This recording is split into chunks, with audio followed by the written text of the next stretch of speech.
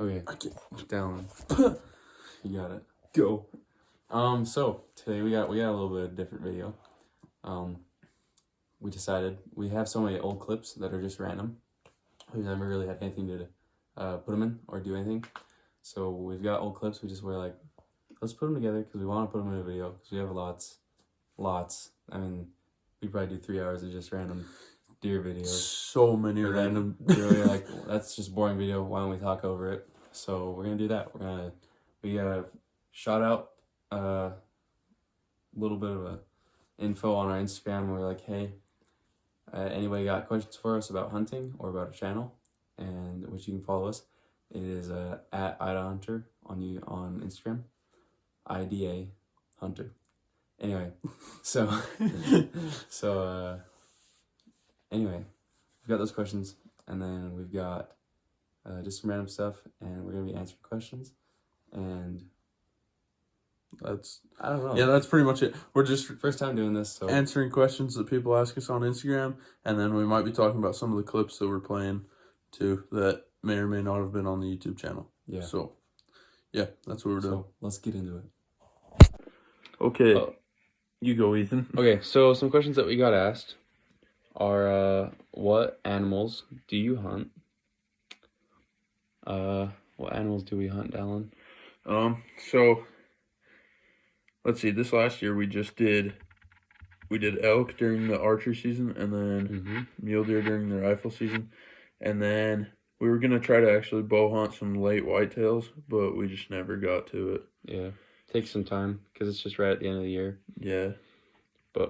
And then we hunt coyotes and just about everything in between. We did coyotes. We shot some, we do some bird hunting and just other stuff. I've never done any duck or goose hunting, but I do want to someday. So yeah, that'd be a lot of fun. I've done it in Michigan because not a lot of people know, but I'm from Michigan originally, or not originally. I'm actually from Utah.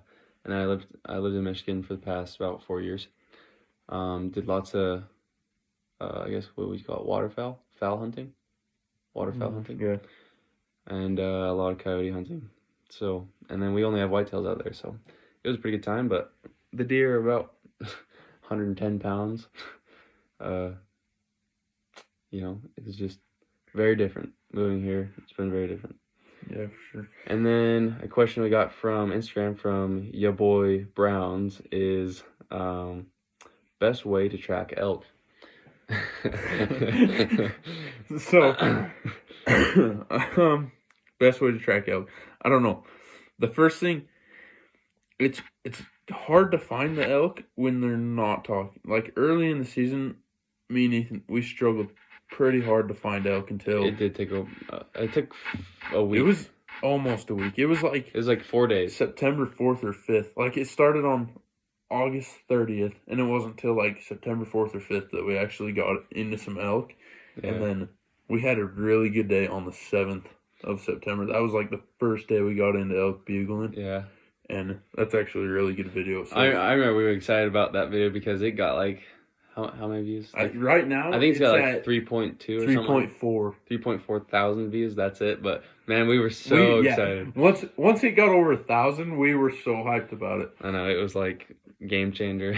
But that was a sweet video. But the best way to track elk is you gotta just find them, and then once you find them, we tried some calling and we tried other things just to get them to come in, some raking, and it works if they're hot and stuff, but it was pretty difficult to get into them. And the area that we were at, it kind of slowed down after about a week and 2 weeks. It can slow down. Those elk are really smart, and they just get they won't come into any calls, anything. And the moon phases have a lot to do with it too. We noticed a big change on the moon phases. Like when it was a full moon and it was light at night, there was no activity during the day. It was all at night, and so it was hard to get into elk. And it all just depends on the moon phases. We got into them good and weather first part of the second week, and then the last week of the season was good. Yeah. So, what was so we had our buddy Braden send us a couple questions.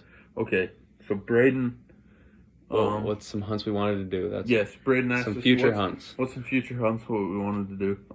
Man, there's a lot. Yes, there is a lot. I definitely want to, I'll keep hunting elk and deer for sure, and like I love bow hunting elk. It is so much fun, and then rifle hunting mule deer, bow hunting mule deer too. But it's very difficult to bow hunt mule deer. I don't know how people do it. That's hard. I mean, I know a lot of people that get them, but I know a lot of people who also get them just like popping out and getting lucky. Yeah. So I was definitely carrying let's see, I was carrying a mule deer tag with my bow, and so I could have shot one if we found one or came upon one and whatever. But I mostly focused on mule deer during the rifle season. Yeah, we stuck to elk during bow, and we only saw up where we kind of spent most of our time. We probably saw. We didn't see very many deer. Yeah, we saw maybe 150 in the whole area. Yeah, that's like all month long. And that was like the whole month. And we spent every single day, all day. Do we have any days off during elk season? Some days. No, we didn't. We'd still go up and drive around and look. Yeah, we were still scouting.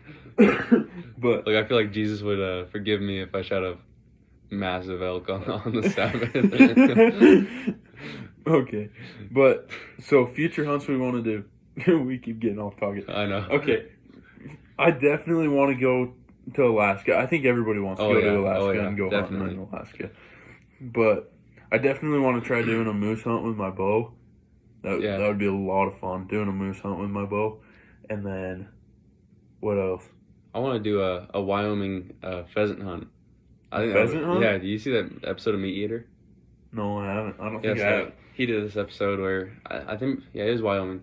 He goes to Wyoming, goes to this ranch, and just starts walking, I guess, what would you call that, little valleys, and bumping pheasants with dogs and stuff. Mm-hmm. And he did just on foot a bunch.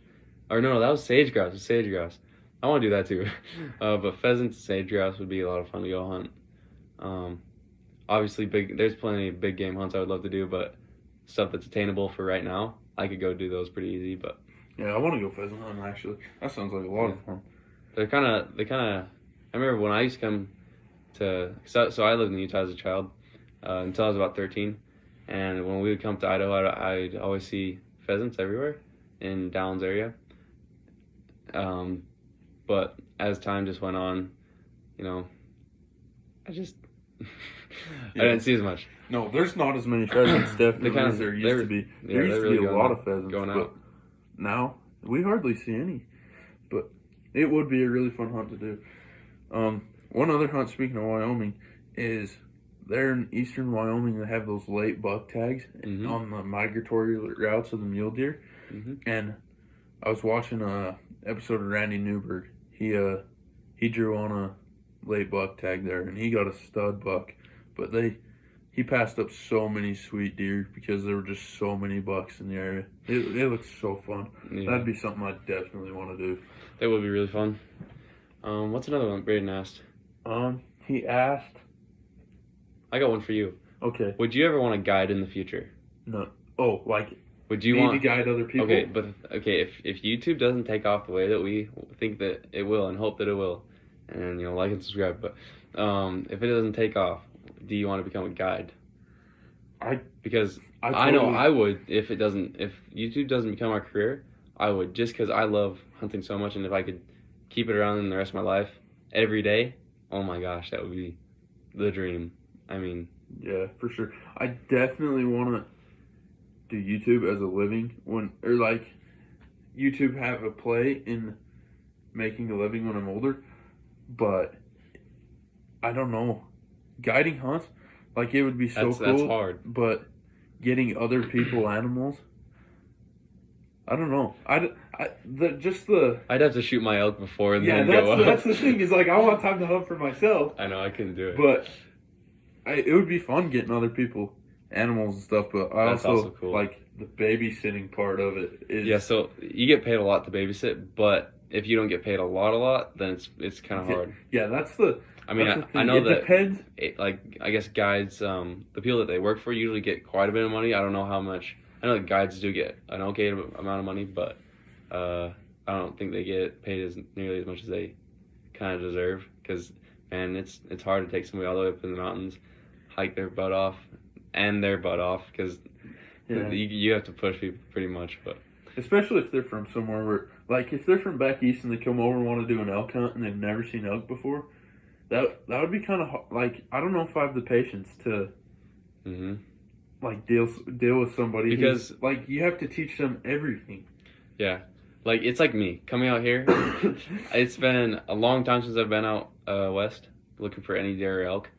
Haven't dealt with mule deer or elk in a long time. I mean, we have Michigan elk, but it's a pretty hard hunt to get, and I think it's about I don't know. So the way they have it kind of set up is, I guess in 2020, and they had it. It was $1,000 hunt that you would put in to draw on. I think you paid it if you won. You would pay $1,000. You would get a guide.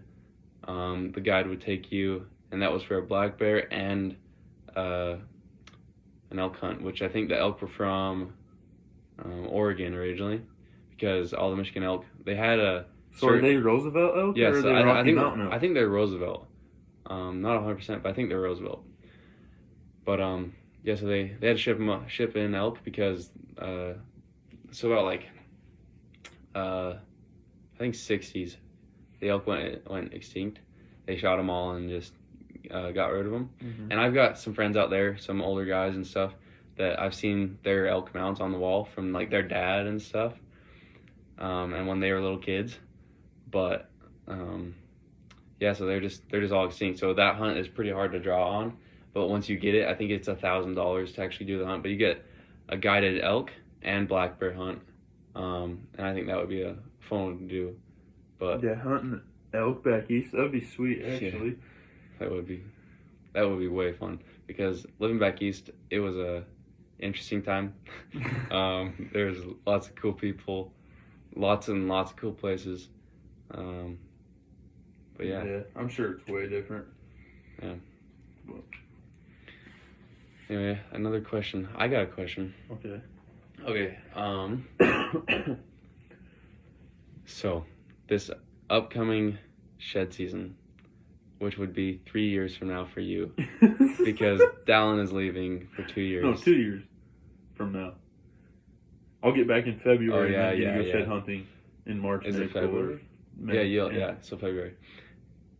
So yeah, about 2.5 years. Oh no, it'll be like It'll be 2 years. 2 years, yeah. So 2 years from now, what's it looking like for you for shed hunting? Because I know that from 2 years from now, if I'm not gone, then we're gonna have some shed Yeah. spots like crazy. Because I love scouting, just looking for places to go, and I will probably spend every second I can spare in the mountains looking for places to go. Okay, yeah, but yeah, when I get home, I definitely want to go shed hunting bad. Like, I'm gonna get home it'll be like the first part of February, and then we can go shed hunting in like April or May that year. But this year we did find some decent shed hunting spots. Yeah, so we did find some decent ones. So we found a couple that were really quite good, but it seemed like they got hit hard. They got hit hard. A lot of people hit them up and just blast them. Yeah, all the winter rangers open April 15th, and we didn't even go out until like middle of May. Yeah, it was a while. So I'm pretty sure the areas we were shed hunting got hit hard. Yeah, and we didn't go that far. Like, we didn't put on the miles that, like, during hunting season we were putting miles. Like 10 to 13 miles a day. Yeah, but during on average shed season we put in like 3 or 4 a day. Like, I know. Hardly anything. And we only went out maybe 10 times. Yeah, not even that. No, not even we 10 times went shed out. hunting. We went out maybe 5 times. Yeah, maybe 5 times, which would even still be pushing it probably. And we found one elk shed. Yeah, we found one elk shed. Dallin found it. I found one elk shed. 5-point shed in a tree. That clip's coming up somewhere, but no, it was at the beginning, I think. Oh, was it? Yeah, Dallin walking off the mountain with the elk shed on his back. Yeah. And then I found one other elk shed this year. Actually, Did you? I was ripping in a field. Oh yeah. And I dug it out of the dirt. Like it was literally buried in the field. He's driving a tractor up the mountains and freaking pulled one up, disking, ripping. I don't know. It was sweet. I don't know how to say it for people that don't know what that is. Yeah, it's rip like plowing. Yeah. But what else? Oh, you found a couple moose sheds this year. I did, and I actually have I put a design into one of them that we'll have to throw up on the old Instagram, so go check it out.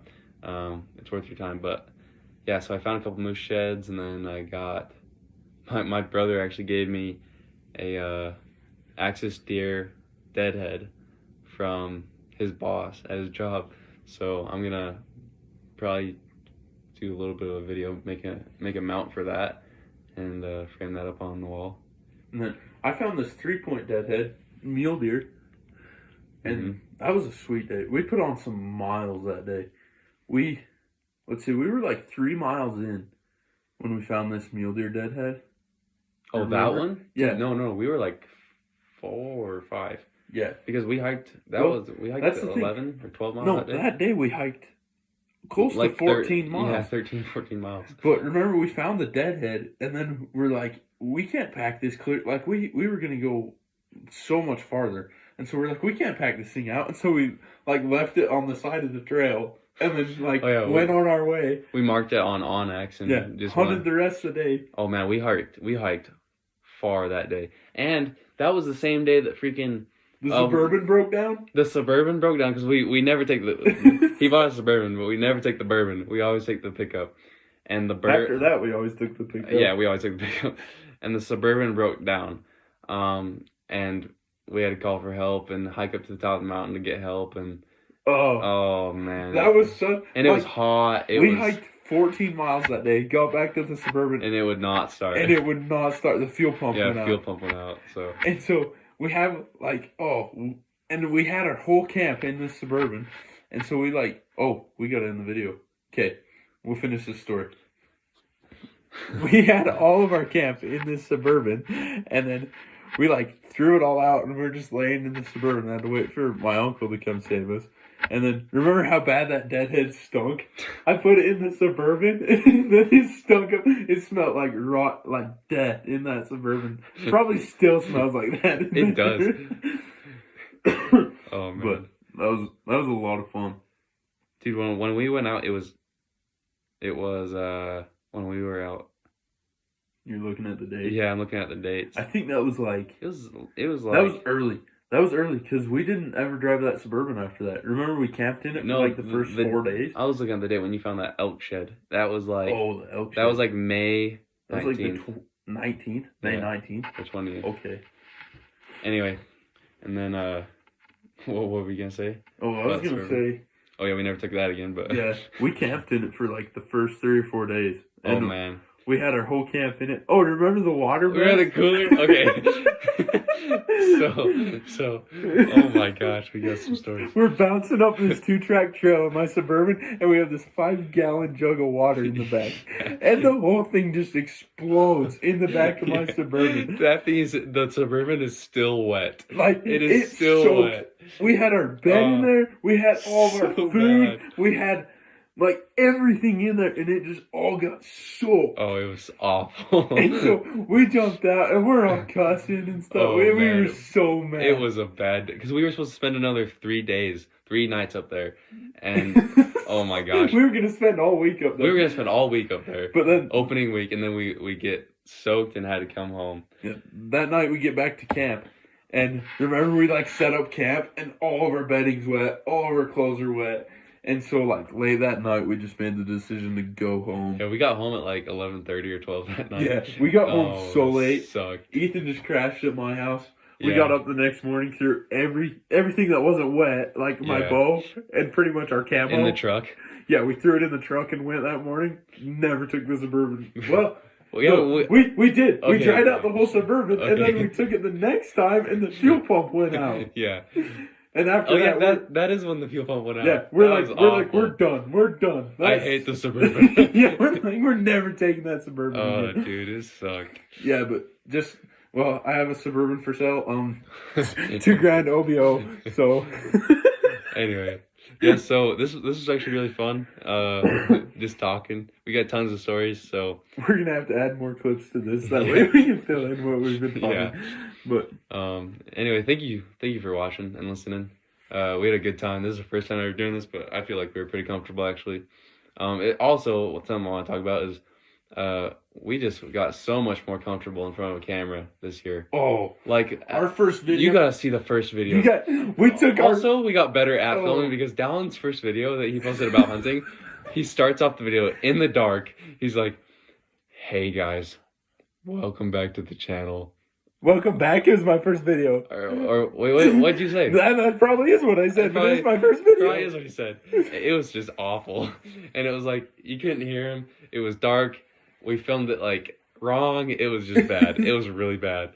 But we've gotten a lot better, I feel like. And we're still not great, but definitely better. Oh, yeah. Way and better. It was good to find, like, we found all of the apps that we needed and how to do everything in the apps. Editing, music, putting music behind videos, where to find non-copyright music. I mean, it was a process, but we're figuring it out still, and we got a lot to learn. And we still do have a lot to learn. And one more thing, our camera is the best camera you can buy for $300. Yeah. Where is that thing? It's upstairs. Okay. Anyway, our camera literally is $300 from Walmart. It can zoom in 2,000 yards probably. And more than that, it can zoom in like 3,000 yards. Oh yeah, that elk is like 3,000. we saw. You'll probably see it in the video here. Yep. But there was an elk that was like 2 miles away, and you just set, as long as you can hold the camera steady, it'll zoom in so far. Yeah. It's just like, it's not crazy clear video, but for literally like 2.5 miles away, it is dang good. Way better than our phones. It's better than our binoculars. We would use the binos or the camera as binos sometimes. Yes, because we quit carrying like our spotting scope because it's heavy. Because it was heavy, and our camera would zoom in like farther than our binoculars. Yeah, just about as good as our spotting scope. Like if we could literally see an elk, and like it's too far. We don't know if it's a bull or a cow with our binoculars. Zoom in with that camera, and you can tell if it's a bull or a cow. We could film it at the same time. It's just fine. Like a lot of the videos that you see of us zooming clear in, we're checking to see if it's a bull or a cow because we can't tell with our binoculars. Yeah, and then also what's it called? Oh my gosh, we had a really bad day one of the days. We had a lot of bad days. Go check it out.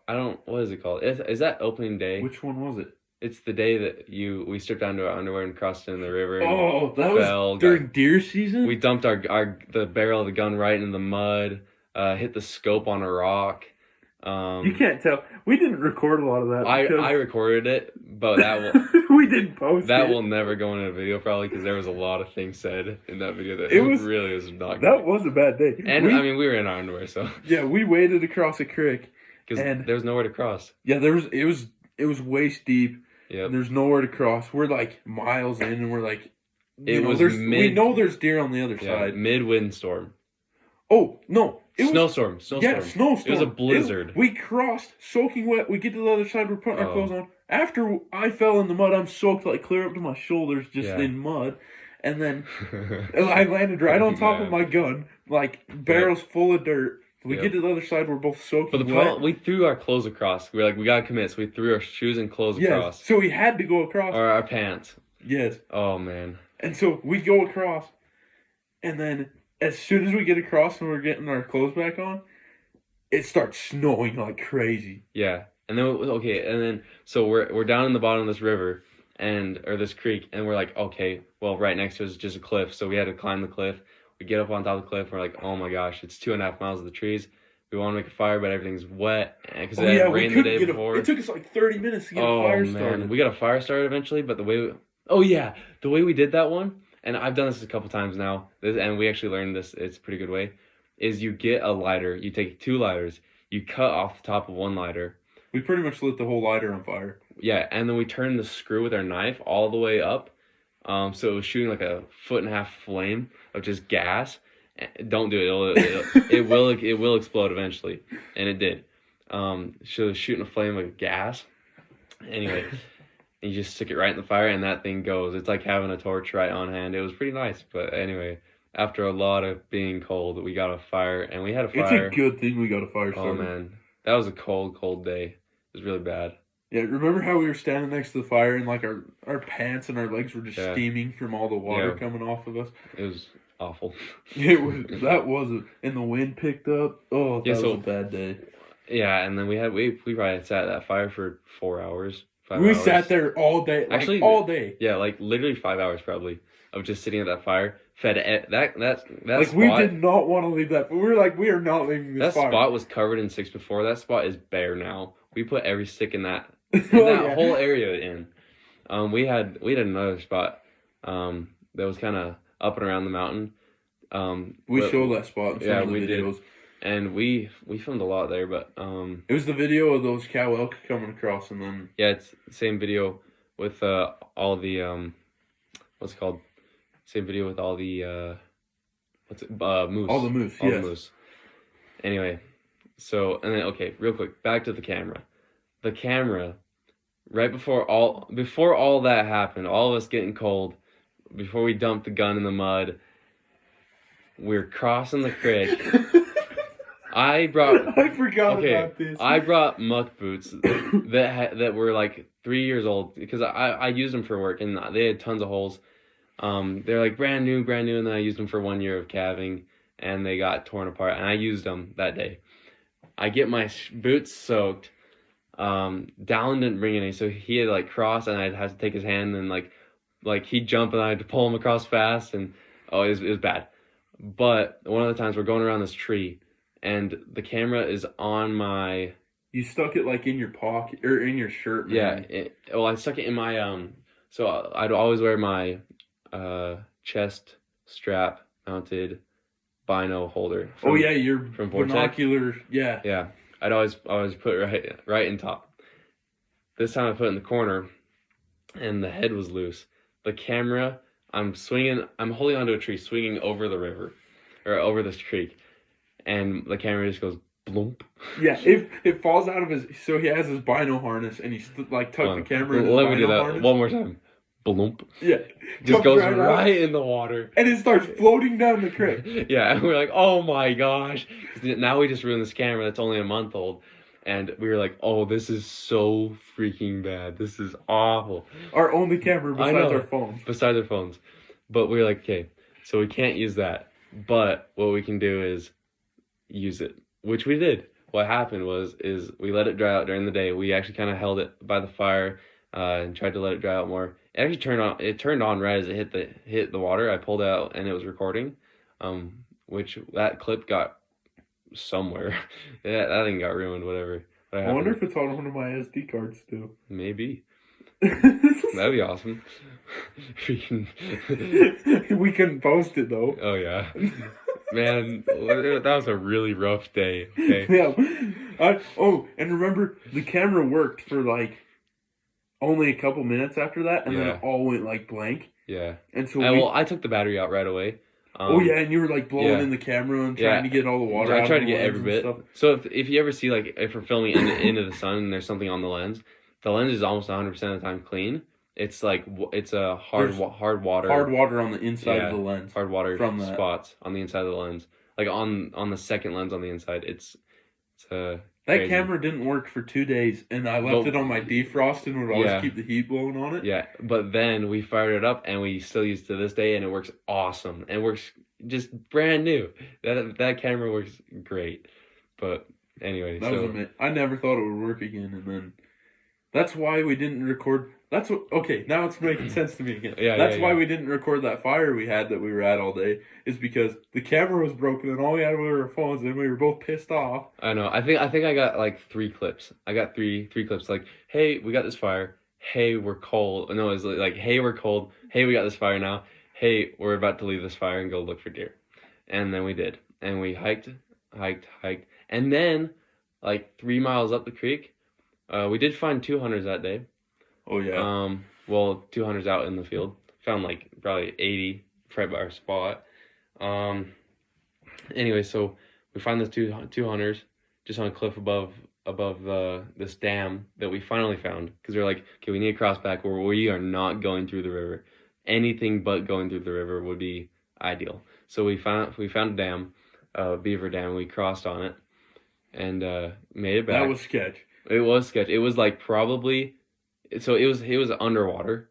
Do you we remember? got wet like halfway up our It was probably calves and stuff. up to above our ankles. But It was way better than but going up to it your was waist, there. though. It was there. It was there. So we crossed, got wet. We were like, okay, whatever, that's fine. We'll just hike, and we just hiked. We were only that was on our way back. We were only like 2 miles from the truck at that point. Yeah, but And so we that was a rough 2 miles. We just booked it back to the truck at that point. No, but then we found all the beaver dams. There's a lot of beaver dams. Oh yeah, on the that way. creek kind of winded back around and Yeah, so there was a lot it of, dropped back like, over, and then we finally found a whole bunch, and so it got skinnier at some point. So we actually crossed again, and walked up the hill into the truck. there was a lot of beaver which was ponds. I up the forgot hill was about like a that. mile away, but man, that was a crazy day. But I just want to give a shout out to who makes that. Sony, I think, makes that. No, it's a Canon. Canon. That is a good camera, Canon. Is it called a Canon Sony? No. I don't even know what it is. No. But it's just a camera we got. I don't even know what camera. $300 at Walmart. Yeah, it was $300 at Walmart, and it Yeah. zooms in 50 times or something. Yeah, it is. That's what it zooms in. It's awesome. crazy. But anyway, But yeah. that's got to be the end of the video. We got carried away. Yep. But 30 minutes. We're gonna have to add a lot We're more clips. yeah, we had like a 17-minute clip prepared Yep. of deer and elk videos, so we're gonna go fix that, put this audio over those, Yeah. and then I think we're just gonna like call this like our mini podcast. Yep. This is episode 1. We'll do this again. This was was a lot of fun. It was a lot of fun, actually. Just talk about our suffering. Oh man. We'll do it based on a different video next time. Yeah. So anyway, if you feel like we earned a subscribe, then go ahead and give it to us. Or don't. We had enough fun doing this that it's worth like not even one view. Yeah, we had plenty of fun. But anyway, thanks for watching, and have a good day.